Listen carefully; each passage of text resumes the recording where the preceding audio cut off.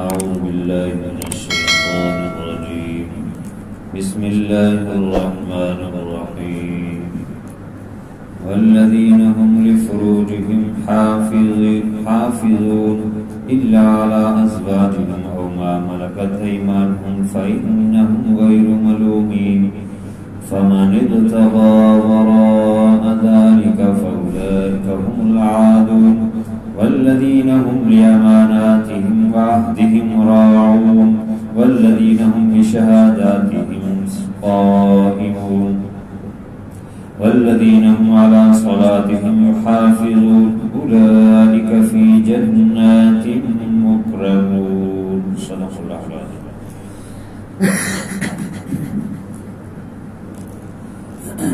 جو لوگ کافر ہیں، نافرمان ہیں، مشرک ہیں، ایمان نہیں لاتے،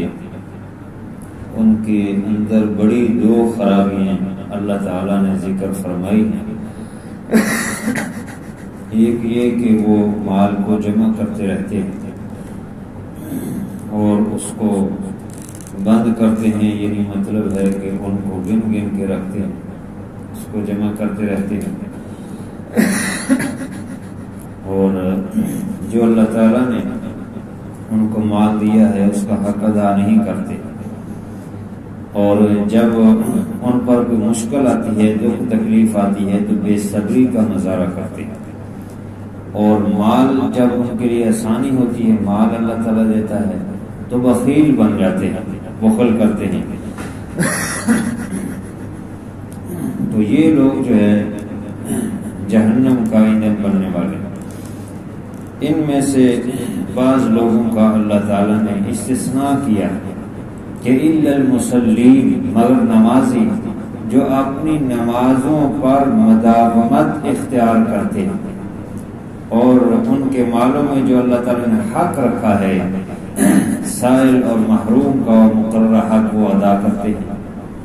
قیامت کے دن پر ایمان لاتے ہیں اور اپنے رب کے عذاب سے ڈرتے ہیں، اس سے بے خوف نہیں ہو جاتے۔ یہ چار صفات ان کی ذکر کی جو جنتی لوگ ہیں، جو بخل نہیں کرتے، بے صبری نہیں کرتے، بلکہ صبر کرتے ہیں اور سخاوت کرتے ہیں، اللہ کے راستے میں خرچ کرتے ہیں، اور باقی ان کی چار صفات جو ہیں وہ آج کی آیات، تلاوت کردہ آیات میں بیان فرمائی ہیں۔ والذین هم لفروجهم حافظون، پانچویں صفت ان کی کہ وہ لوگ جو اپنی شہوت کی جگہوں کی حفاظت کرتے ہیں، الا علی ازواجہم، مگر اپنی بیویوں پر، او ما ملکت ایمانہم، یا جن کے ان کے دائیں ہاتھ مالک ہیں، فإنہم غیر ملومین، بس بے شک ان پر کوئی ملامت نہیں۔ یہ پانچویں صفت بیان کر دی کہ وہ اپنی شہوت کے مقامات کی حفاظت کرتے ہیں۔ ہاں، اللہ تعالیٰ نے جہاں ان کے لیے جائز قرار دیا ہے تو جوڑا ازواج، زوج کی جمع ہے، زوج جو ہے وہ مرد پر بھی بولا جاتا ہے اور عورت پر بھی، مرد اور عورت کا جوڑا ہے یہ عمومی طور پہ، کیونکہ مرد کا جوڑا عورت ہے اور عورت کا جوڑا مرد ہے، دونوں پر زوج بولا جاتا ہے، اور یہاں ازواج کا لفظ ذکر فرمایا ہے، اس کا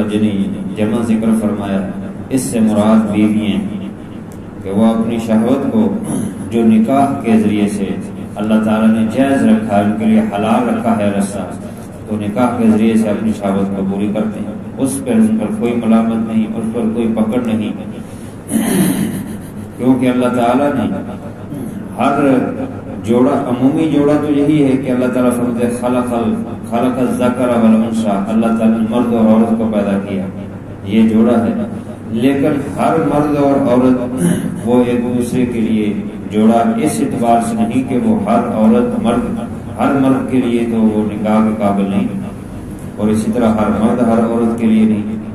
جہاں جہاں اللہ تعالیٰ نے جن شرائط کے ساتھ، بعض خواتین جو ہے ان کے ساتھ نکاح جائز نہیں،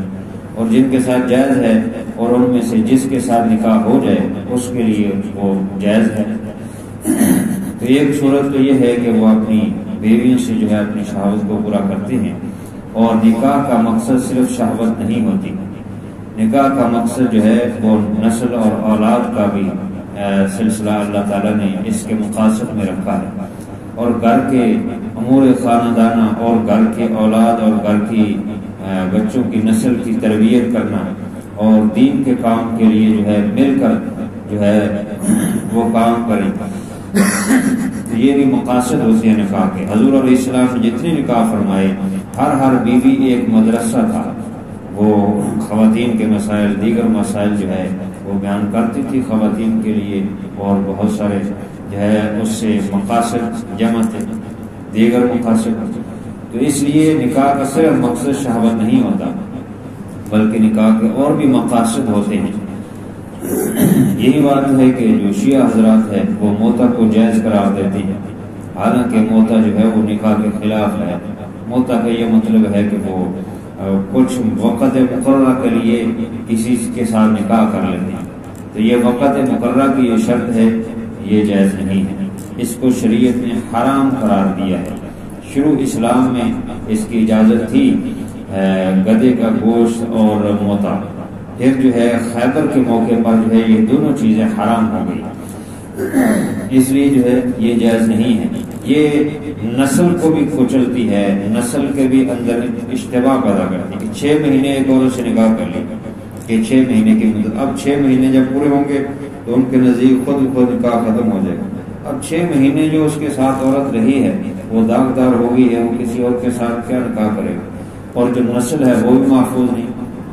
6 مہینے کے بعد پھر کسی اور سے کرے، یا سال کے لیے یا 4 سال کے لیے 2 سال، تو اس کے بعد وہ پھر کسی اور سے کرے۔ تو اسی طرح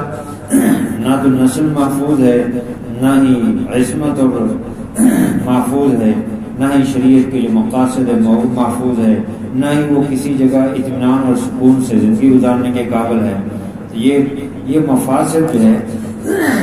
دین اسلام نے اس کو ختم کیا ہے، لیکن بہرحال یہ لوگ جو ہے اس کو جائز قرار دیتے ہیں اور کرتے ہیں، اور ان کے نزدیک بہت بڑا یہ ثواب کا کام ہے،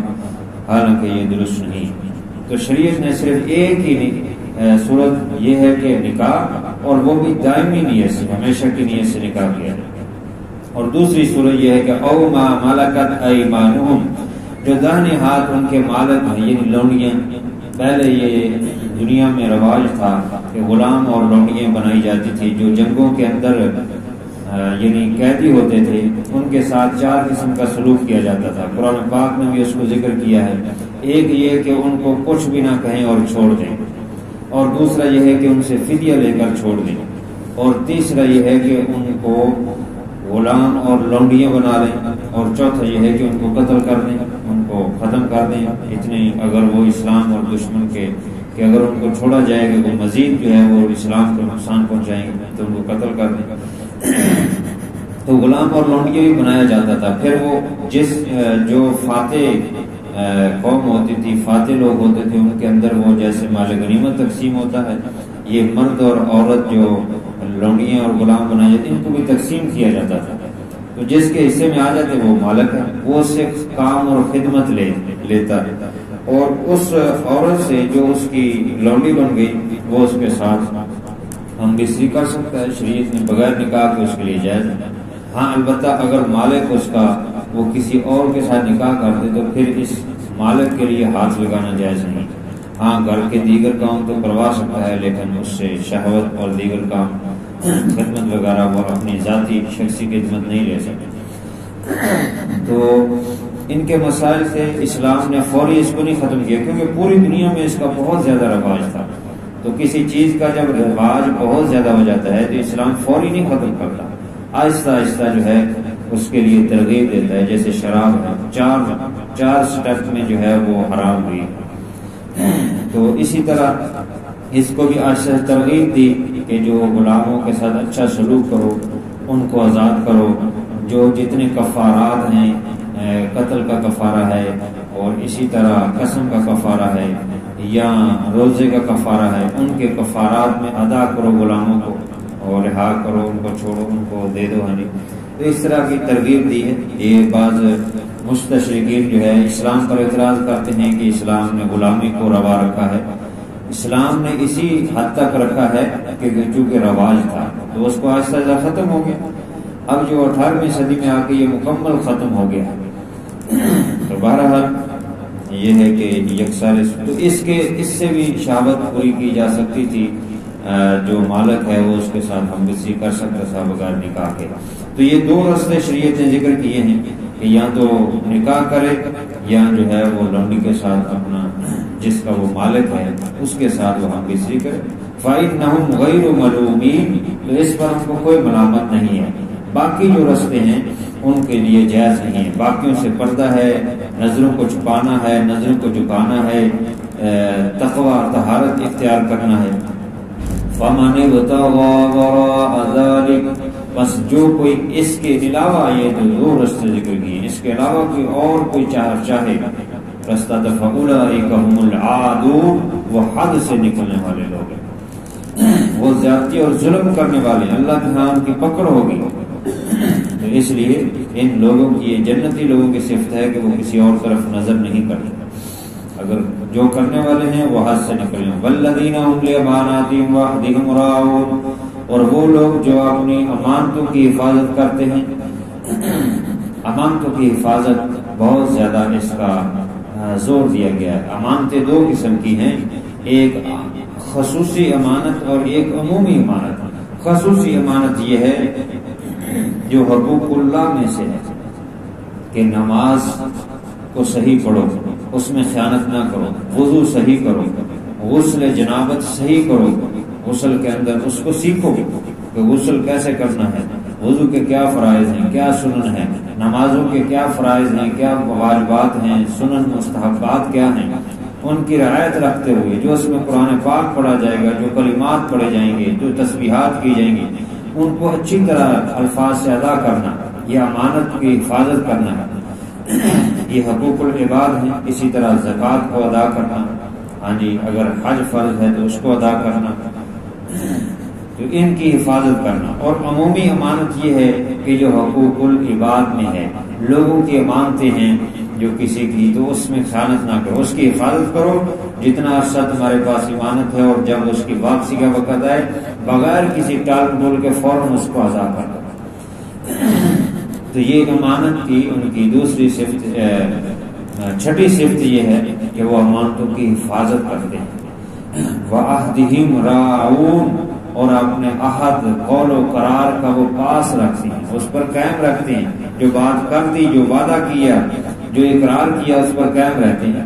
یہ نہیں کہ ایک وقت میں بات کچھ کی اور دوسرے وقت میں اس سے بدل جائے، نہیں، بلکہ اپنی بات پر قائم رہنا ہے، اور صحیح بات کہے، سوچ کے کہے، اور جب حق بات کہہ دے تو پھر اس پر مضبوطی سے قائم رہنا، پھر اس کو بار بار ادھر ادھر ڈگمگائے نہ۔ والذین هم بشہاداتہم قائمون، اور ان کی 8ویں صفت یہ ہے کہ فرمایا کہ وہ اپنی گواہیوں پر قائم رہتے ہیں۔ گواہیوں پر قائم رہنا اور گواہی کو صحیح دینا۔ دوسری جگہ ہے وَأَقِیمُوا الشَّهَادَةَ، شہادت کو سیدھی رکھو، صحیح قائم رکھو۔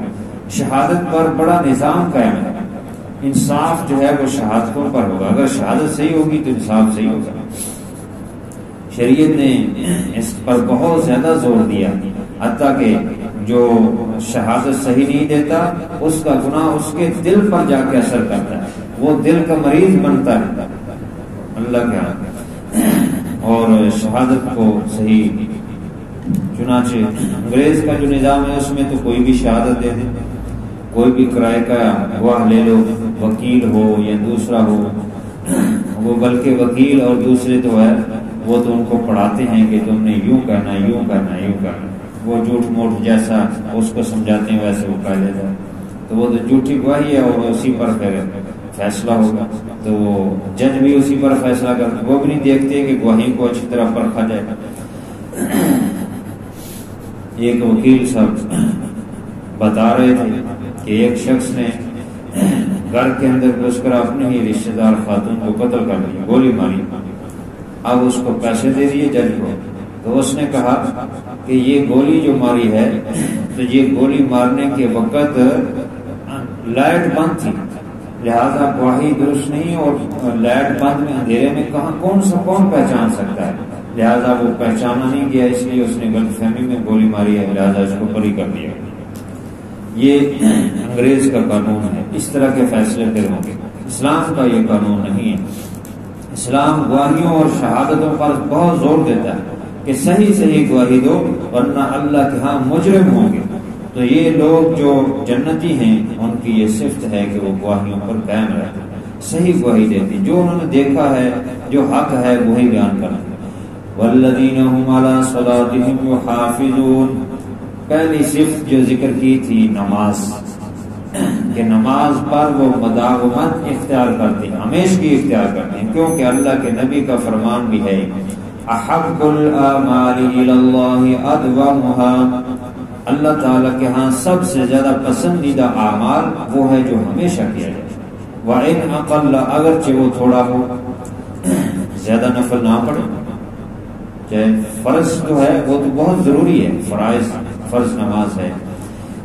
البتہ نوافل جو ہیں ان میں چاہے وہ تھوڑا ہی کرے لیکن ہمیشہ کرے۔ تو نماز فرض چونکہ نماز کی اہمیت بہت زیادہ ہے، تو ان 8 صفات میں پہلے بھی نماز کا ذکر کیا اور آخر میں پھر نماز کو دہرا دیا، اس کی اہمیت کی وجہ سے کہ یہ لوگ جو جنتی ہیں وہ اپنی نمازوں کی حفاظت کرتے ہیں۔ تو نمازوں کی حفاظت کرنا، نمازوں کی حفاظت کیا ہے کہ وقت پر پڑھنا، جماعت کے ساتھ ادا کرنا، اور اس میں جتنے فرائض ہیں ان کا رعایت رکھنا، ان کی شرائط کا رعایت رکھنا، ان کے واجبات، سنن، مستحبات، اور ان کو صحیح ادا کرنا، اللہ کی رضا کے لیے ادا کرنا، توجہ الی اللہ ہو نماز کے اندر، ایسے ادا کرنا، یہی نماز کی حفاظت ہے۔ اولئک فی جنات مکرمون،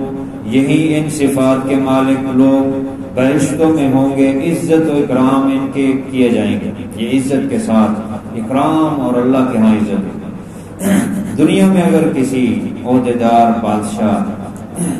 باہر بیٹھے ہو نا، اندر کوئی بڑا افسر ہو تو باہر کوئی 20 بندے بیٹھے ہو انتظار میں، ایک بندے کا نام لے کر افسر کہے بھی فلاں کو بلاؤ، وہ کہتا دیکھا میری کتنی عزت ہے، ان ساروں میں سے میرا نام لے کے مجھے پکارا کرا۔ تو قیامت کے دن یہ ان صفات کے جو مالک لوگ ہیں، اللہ جو سب کا خالق مالک ہے، سب کے ساری بادشاہت، حقیقی بادشاہت کا مالک ہے، اس کے ہاں عزت ہوگی ان لوگوں کی جو ان صفات کے مالک ہیں۔ اللہ تعالیٰ عمل کی توفیق عطا فرمائے۔ الحمدللہ رب العالمین والعاقبۃ للمتقین، والصلاۃ والسلام علی سید الرسل وخاتم الانبیاء والمرسلین، ربنا آتنا فی الدنیا حسنۃ وفی الآخرۃ حسنۃ وقنا عذاب النار۔ یا اللہ اپنی رحمت سے ہماری حاضری کو قبول فرما، جو کمی رہ گئی اپنے فضل سے معاف فرما، قرآن پاک اور احادیث کی صحیح سمجھ عطا فرما کہ عمل کی توفیق عطا فرما، بیمار کو شفا عطا فرما، یا اللہ تو حق پر قائم رہنے کی توفیق عطا فرما، جنتی صفات عطا فرما، یا اللہ ہماری نسلوں کی، ہمارے ایمان کی حفاظت فرما، گناہوں سے حفاظت فرما، یا اللہ خاتمہ بالخیر فرما، صلی اللہ تعالی